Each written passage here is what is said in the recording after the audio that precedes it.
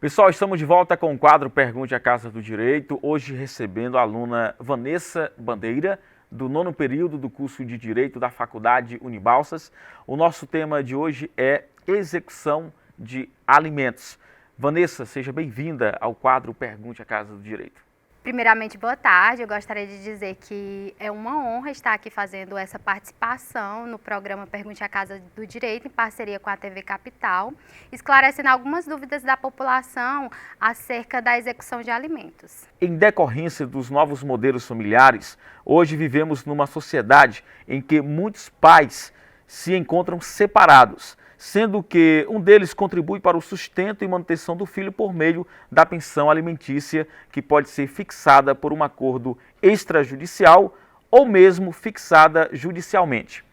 O problema é quando o responsável pelo pagamento deixa de efetuá-lo.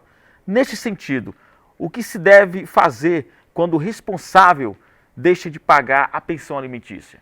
Bom, em um primeiro momento é importante a gente saber qual a natureza dessa obrigação alimentar. Se houver um acordo verbal entre os pais, não há como executar judicialmente. Porém, se os alimentos foram fixados por um termo extrajudicial ou por uma sentença judicial, o responsável pelo menor, ele deve procurar um advogado, seja ele público ou particular, para ajuizar a execução de alimentos. E nesta ação, a depender do número de parcelas vencidas, é possível buscar tanto a penhora de bens quanto a prisão do devedor, caso ele não pague espontaneamente. Vamos para a nossa segunda pergunta. Vanessa, existe uma quantidade mínima de pensão em atraso para que possa ser executado judicialmente? Não, com apenas uma parcela vencida já é possível requerer a execução de alimentos. Na verdade, o montante de parcelas devidas só vai indicar o rito processual, ou seja, a forma como ela será conduzida. E o nosso Código de Processo Civil, ele prevê que as 3 últimas parcelas em atraso, elas podem ser executadas pelo rito de prisão.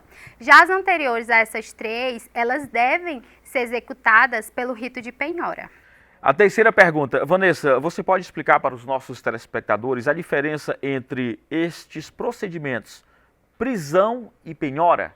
Então, como eu já falei anteriormente, as 3 últimas parcelas vencidas, elas podem ser executadas pelo rito de prisão. E nesse caso, o devedor ele é intimado para realizar o pagamento dessas parcelas vencidas e de todas que vencerem no decurso do processo. E, para isso, ele terá um prazo de 3 dias. Ou comprovar que realizou o pagamento ou ainda justificar o que impossibilitou a realização desse pagamento. Caso ele não se manifeste ou ainda as justificativas apresentadas por esse devedor não sejam aceitas pelo juiz, ele mandará realizar a prisão do devedor. Já no que se refere ao rito de penhora, é importante a gente frisar que ele difere do rito de prisão. Aqui o devedor ele tem um prazo de 15 dias para realizar o pagamento do montante devido a título de alimentos. Caso esse devedor não realize esse pagamento no prazo estabelecido em lei, é expedido um mandado de penhora de bens e valores que estiverem no nome do devedor. Quarta e última pergunta. Vanessa, se o devedor de alimentos for preso e não pagar a pensão alimentícia, dá-se por quitada a dívida atrasada? Não.